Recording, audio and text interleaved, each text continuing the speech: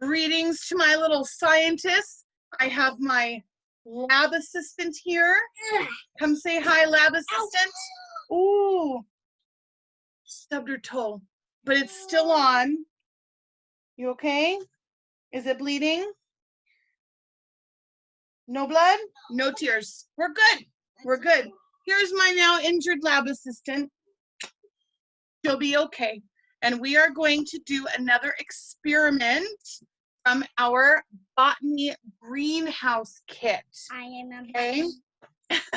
You're a botany kit. Do you remember what botany means? No. Botany is the science of plants, right? Like biology is the study of life and life cells, or the study, or cardiology is the study of the heart. Oncology is the study of cancer and disease. So anytime you have a word like that that ends in a Y or an LY, it's like that. It's a science area of expertise. Neurology is a study of the brain. Okay, make sense? But then when you drop the Y and add IST, like botanist, that is a person who studies plants. So I have been a botanist through this unit. Me too. You have been a botanist. You have been a botanist. We have been studying plants. Okay? Pretty cool, huh? And if you Okay. have add A and Y, then botany. Botany. B-O-T-A-N-Y. Botany. But the scientists, we drop the Y and replace it with I-S-T. B-O-T-A-N-I-S-T. So, my little botanists.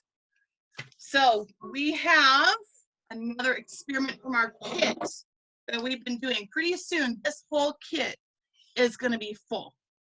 It's going to be full. There's going to be something in every spot. Okay, so we have our pea sprouts. This is the one that we put the paper towel in, but so that it wouldn't completely die. We decided to take the paper towel off and water it as normal, and it's already starting to perk up a little bit. Okay, and we're hoping that this one eventually will grow, and maybe we'll transplant it into another pot to put out on our patio. So today we are doing the growing cress experiment. Now we've already started part of this in our science class because this was a two-part, and this experiment is to illustrate that seeds have all the food or nutrients that they need to grow. Okay, and to demonstrate this, we're going to, some are already planted in the soil, but over here, we're going to put them on paper towels. Okay, so we've already done this in class, so I'm just going to start laying down my paper towel. It's okay that it doesn't completely fit, but I am going to cut some a little skinnier to fit here. It looks like we need a couple of layers of paper towels, and it also looks like they're kind of crisscrossed. So I'm just gonna layer some. Like you're making a braid. Yes, that's kind of what it looks like. That's kind of what that crisscrossy pattern looks like. Okay, so it doesn't say exactly how many, but that looks like 2 layers of paper towels. I'm just going to put one more because I already cut it. So now, step 1 was to lay the paper towels down. Step 2 is to put a little bit of water on them, just a little. I'm just dripping it from a spoon. That might have been too much. Okay. maybe I'll put another couple layers because I think that was too much water. And we had talked the other day about how too much water can be bad for plants. So I'm just going to add some more paper towels. Oh, while I'm doing this, Lynn, why don't you tell your friends and classmates what you found in some of our flowers the other day when you were watering them on the patio? What did you see? Wasn't it one of our butterflies? Oh yeah. But then I saw him and I saw that he was dead. What? He died. It will. What makes you think that? Was he not moving? He wasn't moving. Also, when I tried to help him up, I thought he was just asleep. So I helped him up, and then other times I saw him laying down.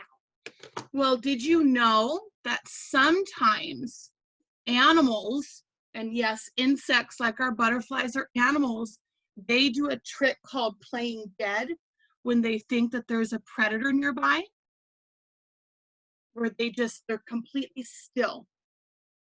So maybe that could have been it. Okay. Well, but it was really neat that we saw it. And I mean, that was the point of all of our flowers out there, wasn't it? So yes, okay, so I kept putting layers of paper towels until they didn't get completely saturated or full of the water. So now they're still a little moist. Okay, so step 3 says to pour some of the cress seeds on the paper towel. It doesn't show putting any soil on it, so I'm not going to put any soil. Again, this is to show that the seeds have everything they need to grow. And here are our cress seeds. Oh, sorry, Mr. P. I'm going to move you over there for a second so I'm not squishing it. So that is what our cress seeds look like. Okay, how cool is that? They're so super tiny. Okay, there's also a tip on the direction page. It says, don't plant the seeds too close together or they will crowd each other and not grow well. Little plants are also called seedlings. So I'm going to sprinkle just a few, not as many as in the soil. I think they do a little better in the soil. That should be good. And I'm going to take the extra. There are a lot of seeds still in here. I think there's a lot. There's a lot of seeds in there. Okay, so, and this says that it should take 3 to 6 days for these to sprout or germinate. So we should start seeing signs of growth in these within 3 to 6 days. So we'll keep an eye on those. And every time we've done something else in our little botany kit, I try to update on all the parts, all the pieces that we have done, because let me show you the cover. I mean, this has room to do all of this, and we are making our way toward that. So that is the start of our cress seeds experiment. We've got them planted, and as a class, we made a hypothesis. We made a guess of if we think that the seeds on the paper towel will grow just as well as the seeds in the soil, because so far we've learned that seeds, plants, need sun, they need sunlight, they need water, and they need soil, okay? So, and this will be really neat that we can see if they can germinate and they can grow, and we'll keep them watered. I hope that I didn't misunderstand the directions and that it was supposed to have soil, but it looks like there is no soil. This one shows put soil in, this one shows put paper towels in. So it looks to me like there's no need for soil in this one. So those are all the directions. There are no words for the directions, just the pictures. So, so let's see, in the plant profile, oh, these are just clues. So we sprinkle onto moist soil and press down lightly. So that's what we did in part 1. Cress is best to grow in March to September. It should sprout within 3 to 6 days. A good germination temperature is 50 to 68 degrees Fahrenheit. Keep soil moist and in a shady spot, okay?